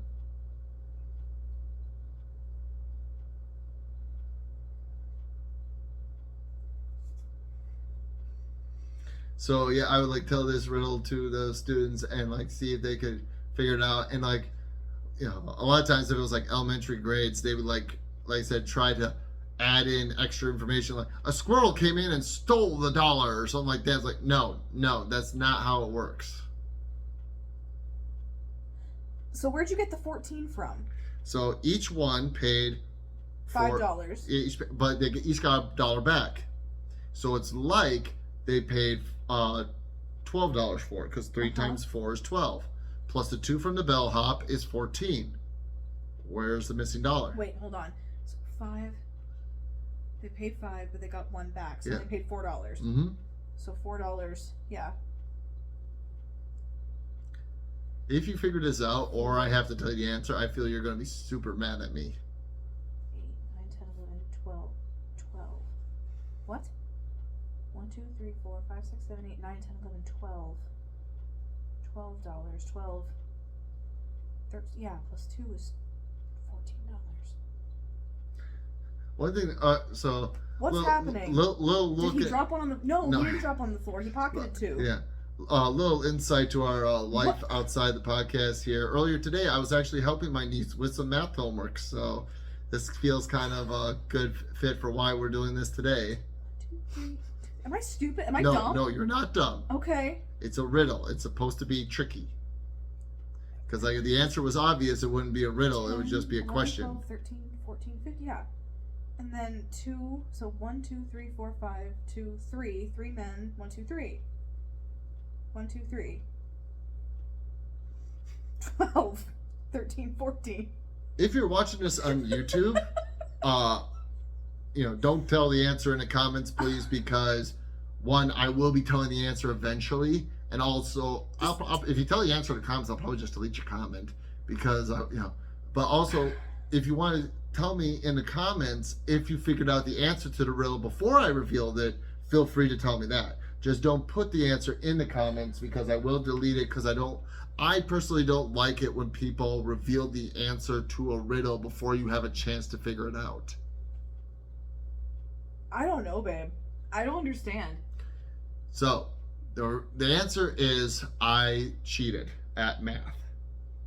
Because, so... Are you using like a system of 7 or whatever it is you No. use? I'm not... what she's talking about is a base 7 system. Base 7. Which is base so 7 like system. we have 10 fingers, so we go 1, 2, 3, 4, 5, 6, 7, 8, 9, 10, and then start over with 11.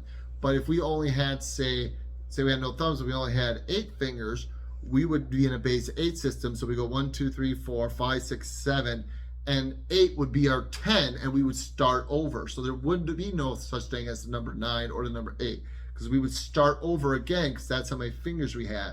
And this is So it's something not a using base system. No, it's not that. Okay. Sorry, I got really math nerdy on you guys there. It's not a base system. We've just lost half of our viewers there because they're like, he's talking about colors of a math. I do not want to hear this. How does this make sense? So the short answer is I cheated. How? So each gentleman paid $4, and so it's like they paid 12. Yes. I got that. Where did that $12? Where does that $12 go? What was that $12 used for? The room. How much did the room cost? 15. No, how much did it actually cost? 10. Oh! And the $2 extra to get you to 12 is what he pocketed. Wait. Okay, so 4 equals 12, and then the room is only 10. So 12 minus 2 is 10. Yeah, because how did you do that? Because what I did was I added the $2 he took twice. So that $12. So the 15 is what throws you off. It's because you're so close to 15. Yeah. And it's because of that it's because I say and plus the $2 the bellhop took. But I'm cheating at math. I'm doing bad math because that $2 the bellhop took is already in that $12. Yeah. The $2 that the that bellhop is took freaking is wild. already in that $12. Yeah. But I say plus the you never question that I'm saying plus the $2 the bellhop took. That's clever. And so you don't, you add in, and it's like, well, now we're at 14. Well, wait a minute here. We started at 15. Where's the missing dollar? There's another version. I can't quite remember the numbers, but there's another version where at the end you actually end up with an extra $1. When you add in, I think it's like this time there's only 2 people and the bellhop takes like $3 or something like that. And like when you add it back all together, now there's an extra $1. It's like, where did this extra $1 come from? But yeah, hey. I don't know where your notes. I'm trying to find your notes. Yeah, but you're gonna, see sneak peeks of stuff. Oh, I'm sorry. But My bad. That's okay. You want this? I guess we could keep that. But I can find it pretty quick here. Okay, I feel better about not doing bad. I mean, I feel better about doing badly on that.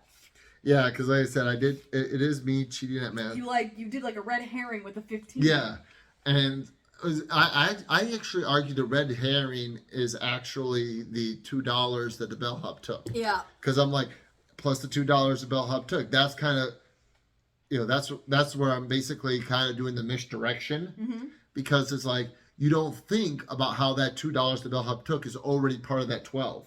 You're just thinking, all right, they paid $12, and they didn't get $2 of those dollars back from the bellhop. That's wow. Yeah. I'm impressed by that. It is a very tricky riddle. We still got a little bit extra time. So this, if you want, I can do another math trick. This one is not a riddle, but it's what I call math magic. I don't know if I've ever showed you this one. So I can actually figure out the answer to a math problem. Do you want my pen? Sure. Before knowing the numbers. Oh. So I'm going to write down the answer right now. Okay. I'm going to try to write nice and big. I got to remember. Just give me a second here. Okay. I think that's what it is. Shoot. 'Cause it's been a very long time, and I'm going to be very embarrassed if I write down the wrong answer.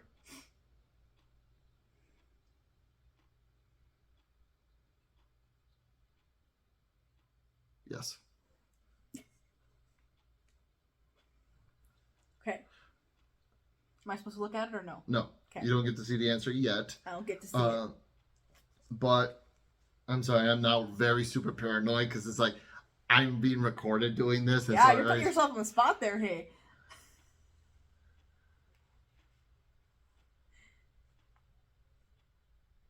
Yes. All right. So I've written down the answer. For those listening, he's Yeah. gesturing. The math is being done. In the air. Okay. So now. Yeah. You will have to do some math, but it's basic math. It's addition, subtraction. It's He has basic very math. little faith in me. You have too much faith in me. I've had elementary school kids do this. Fine, give me the So, thing. pick a number. Okay. Any three digit number, but the only 3-digit number? any 3-digit number. So Okay. it has to have 3 numbers. Okay. The only condition is the first and the last number can't be the same. Okay. So for example, you can't choose 252. Okay. So any number, but the first and the last number can't be the same. Okay. All right. Yep. If you want to, you can tell the audience what number you chose. 394. All right. Now I want you to take that number and flip it around. So it'll be 400. Now wait, before you write it down, because you're writing in pencil, you are going to be subtracting these two. So since it's flipped around 493, you're going to want to put it on top. That's why I stopped real quick, because you're going to subtract these two numbers.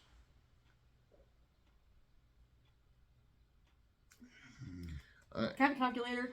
Yeah, all right. So 13 minus 4 is... Okay.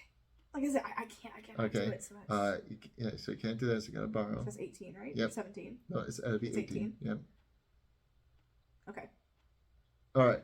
So, you had one of the interesting ones. So this is also a caveat. Okay. It has to remain a 3. No. You don't jump ahead. I'm not. No, but you wrote down 99. Yeah. The 0 has to stay there. Oh, okay, fine. That's what I was about to say. The 0 has to stay there Okay. because you're now going to flip your answer around, but it still has to be a 3-digit number. That's what I was about to say. If you have a 0, so now you got 9 times 9. Now you're going to add those two together. So you're going to add the 99 and the 990. Okay. Add those two together. Okay. So once again, if you at home want to do this along with us, you take a 3-digit number. The first and the last cannot be the same. And Right? and I'm betting you. So do you not? Before we get to the finale here, Yeah. Or you're asking if your math is correct? Did I get Yes, it right? your math is correct. Okay. So do you understand why the first and last one couldn't be the same? No. So what was the first thing I had you do after you flipped it?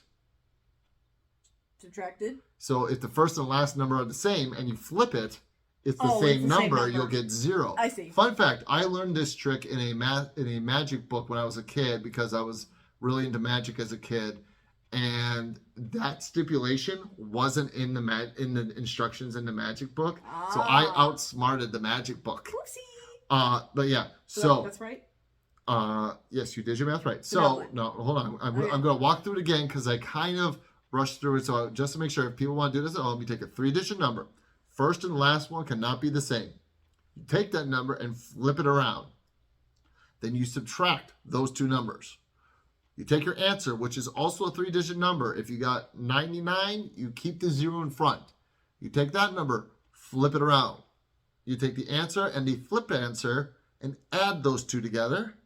Now, honey, what did you get for your final answer? 1,089. And if we flip, oops, oh, that's right, that wasn't attached. If we flip What to the the back heck? of the book, what have I written? And for those watching, It's 1,000. How?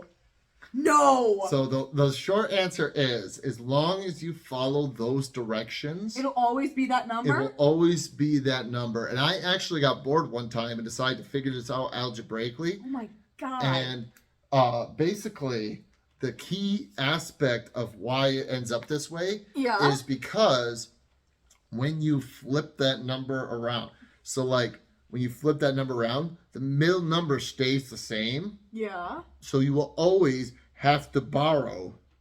Oh. And then a number in the bottom will always be Oh yeah, 'cause it's 9. 18 and 18. Yeah. Yeah, it's 9 and 9. Right, If it's 9 and 7 9. or 7 and 7, 6 and 6, 1 and 1. Right. That middle number will always be the same when you flip it. Uh-huh. You will always have to borrow.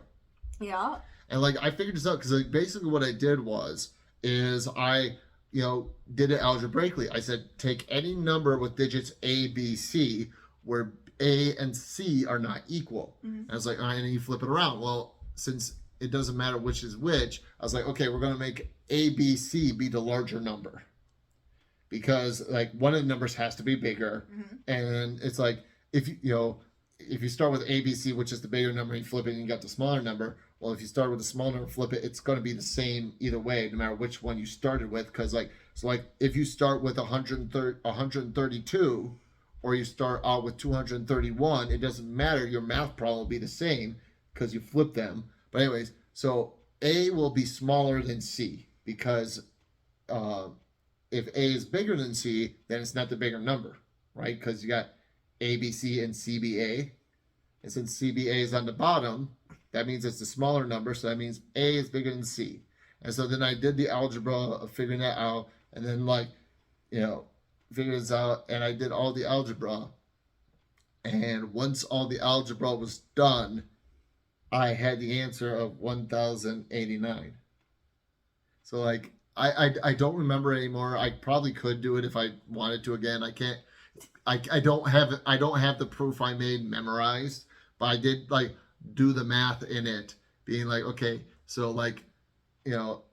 since this is this, and it will always be 1,089. And one of the key factors is that your middle number of your answer when you do the subtraction will always be 9. That's wild. And what's funny is the way I remember the answer, like remember you saw me doing the math, is I choose 100 as my number, which flipped around is just 1. Subtract is 99. Then I take oh my god, which is what you ended up getting also, because you can get that with multiple different variations. Mm-hmm. And then 99 plus 990 is an easy thing to do in my head to get the 1,089. So that's how I always remember the answers, by just doing that. But yeah, the answer will always be 1,089.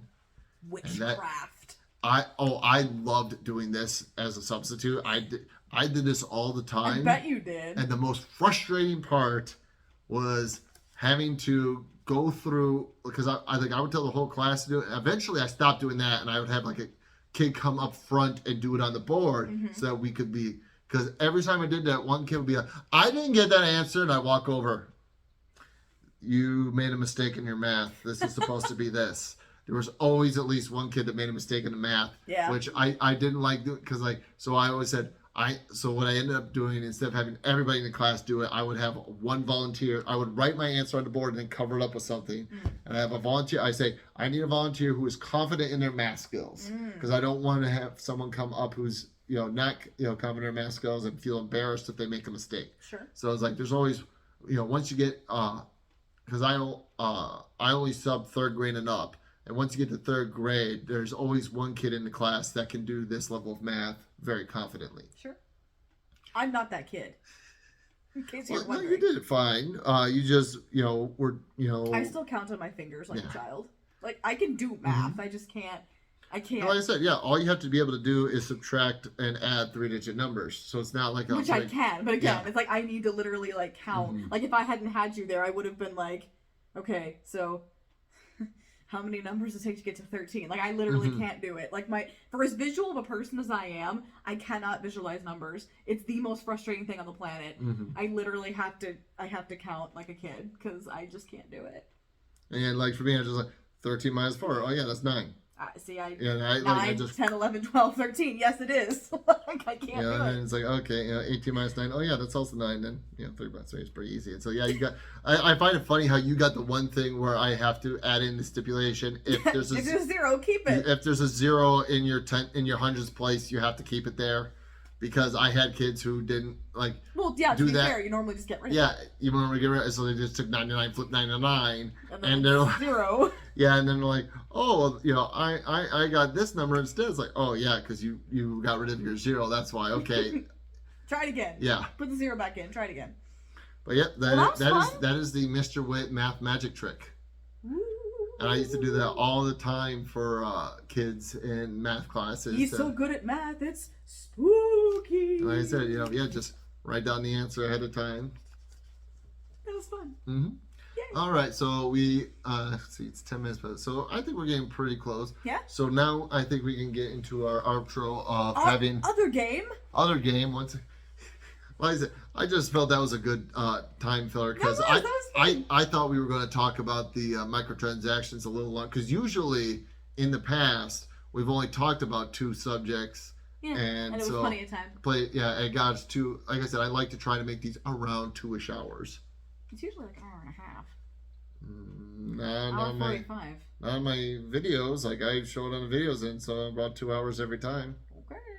All right, fine. When we are done with this, we can bring up my YouTube channel and look at all the podcast videos and see how long they are. Your streaming is 2 hours. Yes, I do that also for that. But this is more like an hour 30, hour 45. I don't know. I'm pretty sure it's like around 2 hours.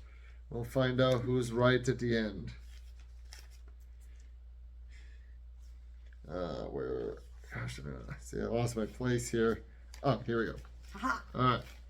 I'm just. So, for those of you who may or may not remember. Oh yeah. So if for some unusual reason you are watching this podcast now instead of starting at the beginning, hey, why don't you go and give me some views on those early episodes too? But like, what we do here is I found a bunch of old sayings that basically almost no one knows anymore or uses anymore. And a lot of these I've never heard of either. I had to figure out what they meant too. So I don't want you to think he's such an intellectual. He knows these things and she doesn't. No, I didn't know them either. But I want to see if Lauren can derive their meaning from what they say. I think one of the didn't you get one of these last time? The pine overcoat. You kind of no, I didn't get that one. No, that's right. My friend I from didn't work. Get any of them. My friend from work did, and she kind of cheated. But not really, because she went to I think it was a steampunk convention or something like that. Oh, yeah. And they had a thing about old English sayings, and that was in it. So she heard that saying before. All right, so. Okay. This next one is, don't sell me a dog. Well, it sounds like, don't cheat me. Like, don't give me something bad for my money. Okay.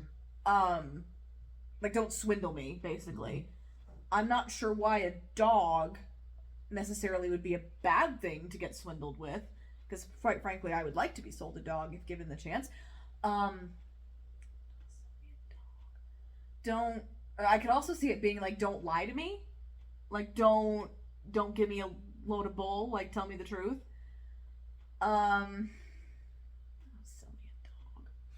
It helps to say it out loud in case that helps. Oh, yeah. I have to act it out. A method actor. Do not Send me a dog. Don't sell me a dog. I'm gonna Now, if say. only I could do that, go to my auditions. I'm gonna say. Stop.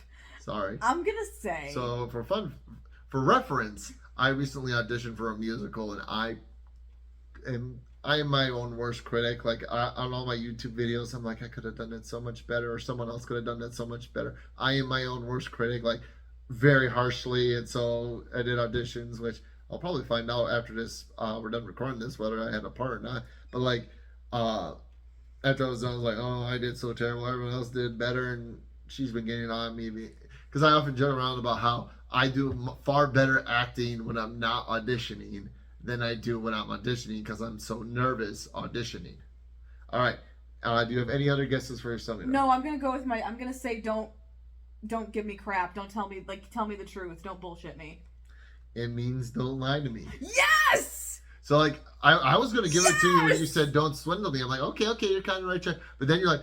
Then you just straight up said, "Don't lie to me." So Yeah. that's the first one you've gotten. Don't sell me a dog. I know what you really think. Like it just sounds like it. But you see where I got the swindling though. Mm-hmm. Like literally, if I go the literal route, like don't sell me something I don't want. Like that's what I originally thought, or like something of lesser value than what I'm paying for. Mm-hmm. But that's your phone again. Hello. Such a professional looking at her phone while I say as I did say. But to be fair, my phone is updating. To be fair, mine's like literally right in front. I can't help but see something happening on my phone, and every time. So once again, like totally trying to justify my wrong actions. Every time something like that happens on my phone while I'm recording, I'm freaking out that something bad is happening to my phone and it's going to ruin our recording. Well, that's fair. That's why I go in. It's doing it again. I think it's just basically keep telling me, hey, I need you to install something. I need you to install something. It's like, shut up. I am using you for this right now. I will install your update when we are done. Not a moment sooner. I don't know why I'm getting so strict with my phone. I'm sorry, phone. I love you. All right. So don't swindle me. Don't lie to me. Yes. Don't lie to me. So don't sell me a dog. I love it. Right, I got one. This is very exciting. Take the egg. So like I said, I'm guessing it's not like take the Mickey. So saying like Nick took the egg. Nick took the egg. Nick took the egg. Gonna laugh at something bad that Nick is doing. Nick took the egg. Like I don't know why I keep leaning away from. Like surrender, like he just he accepted defeat. He didn't do it. Is that gonna be fun, or do you got? Because I'll give you like multiple guesses on this. That's one of my ideas. Let me see if I can think of something else. He took the egg. I don't know. It doesn't. I don't know if you could tell. I think I did a little bit of a smile when you said "Don't lie to me" in the last one. I was like, "Oh shoot, no, straight face." I don't know. It doesn't sound like a good thing. Like I don't know, taking the egg. It sounds like you take a wallop, take a beating, like you took the thing, like you just accepted what happened to you. Kind of. I don't know how you would say that more succinctly, but that's my guess. See, I gotta be careful. I can't help you with this because if I do, I might accidentally give hints away. Because we already saw how easily I give hints away with the books. You didn't though, because you just said the spine and the cover, and that was. What a fool of me to mention. Yeah, how dare you mention two colors? No, it means to win. Oh, it's the opposite? It's basically exactly. Oh no! So I thought it was to lose. If I say Nick took the egg, that means Nick won. Okay, he didn't lose. It sounds like if I came back from a game or a tournament or something like that with it, and you're like, how'd the tournament go? I said, Nick took the egg. Okay. And he won. All right. Okay. Well, I wasn't right, but I was in the right category. Mm-hmm. I wasn't the expression was there, but it was the opposite. Okay. I'm proud of that. All right, this one I feel is a little easier than some of the other ones. What is a rain napper? A rain napper? Yep. Napper. Well, a nappy in British slang is a diaper. Yeah, a lot of these are British because Britain is so old. So because Britain is so old. So a rain Sorry, It's not like- our non-existent British viewers. It's not like And also sorry for your queen. it's not like kidnapping, right? Not like stealing. It's not that kind of napping because that's with a K, right? Kidnap. Well, it's with a K because it has the word kid in it. No, But the nap, no, kid. The nap part of kidnap does not have a K. Doesn't it? No, it's KIDNAP, kidnap. Oh. You can check on your phone if you I want. thought it had a silent K. Granted, you're asking the dyslexic guy to spell. Like knapsack. I'm gonna laugh if knapsack doesn't have a silent K either. I don't know. Maybe there is no silent K. Okay, so You're supposed to be the good speller in our relationship. rain nap? Rain napper. Napper. Is it Rain like a napper. an umbrella? Is that your any other guesses? Well, it's not, I don't think it's like a raincoat because that has other terminology attached to it. But if it naps things like a kidnapper, that means it would catch it. I mean, even though umbrellas are like this and not like this, I don't know what else catches rain. So I'm just gonna assume it's an umbrella. It is an umbrella. Yes! All right. I've been vindicated from last time. Like I said, that one I felt is a little easier to figure out because of the word rain in it. No, that's the thing. It's not easier because I second guess myself. Like, do I take it literally?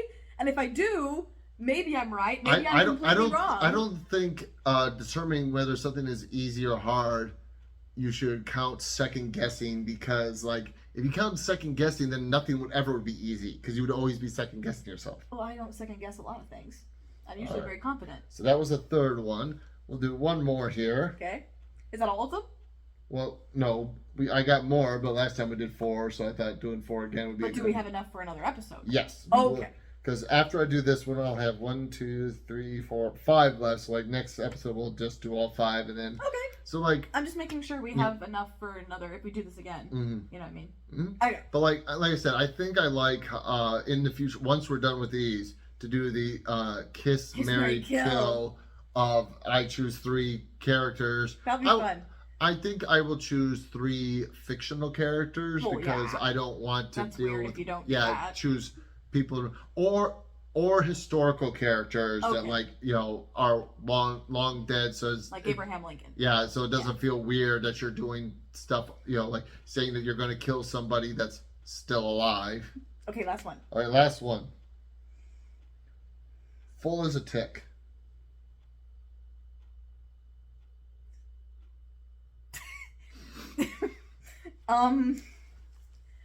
Well, I mean, are you a vampire? Because that implies that you're full of blood.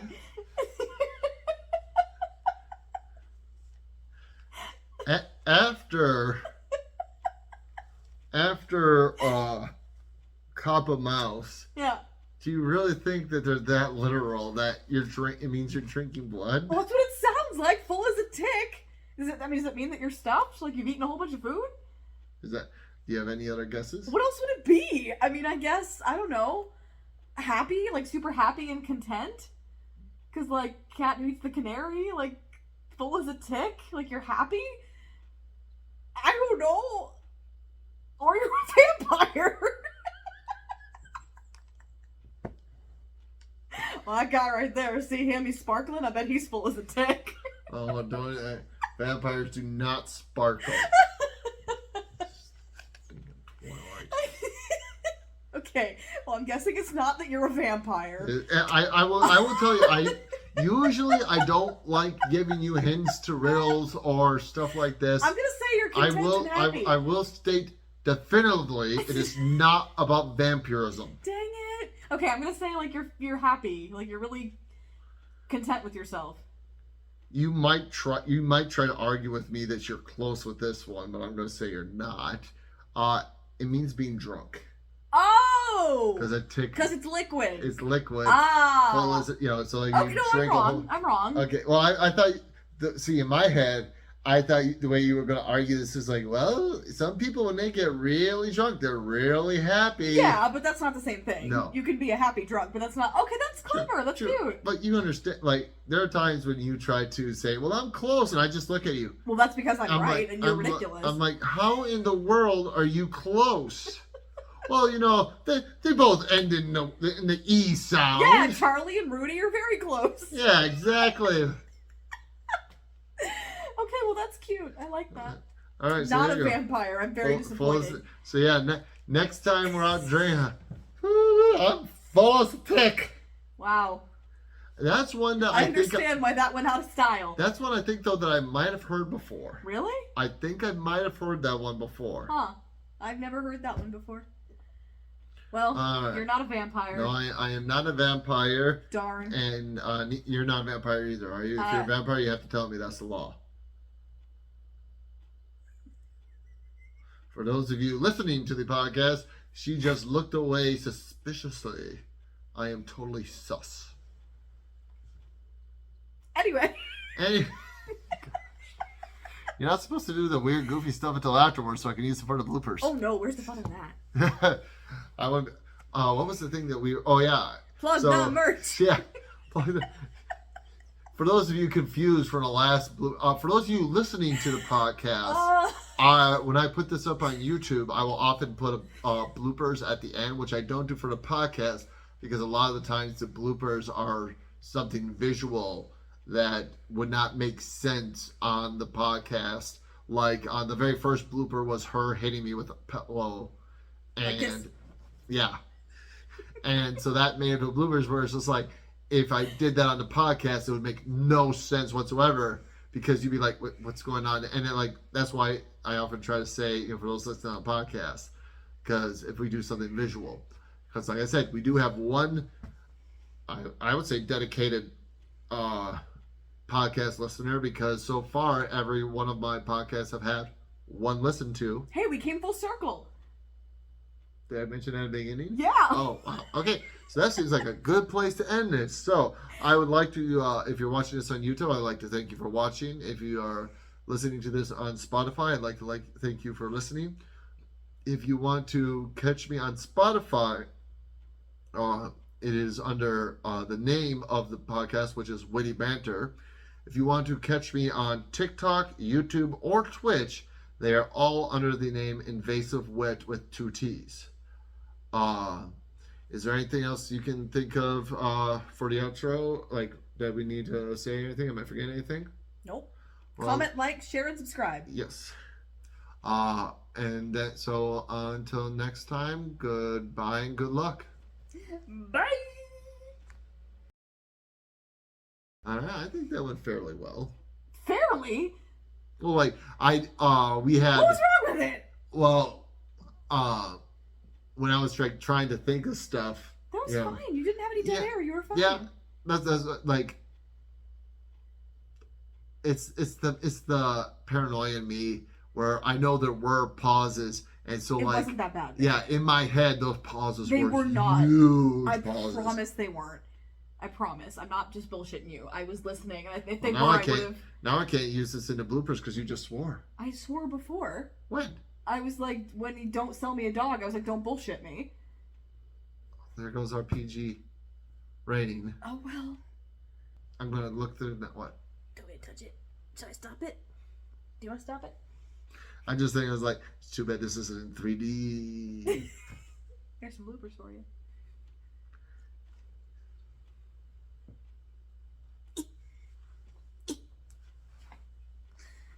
Stop it! Seriously, you want to turn it off? Because I don't trust myself to do the right button. I was thought you were going to say you don't trust me not to keep tickling you. No, I don't trust me to touch the right button. It's not the kind of phone I'm used to.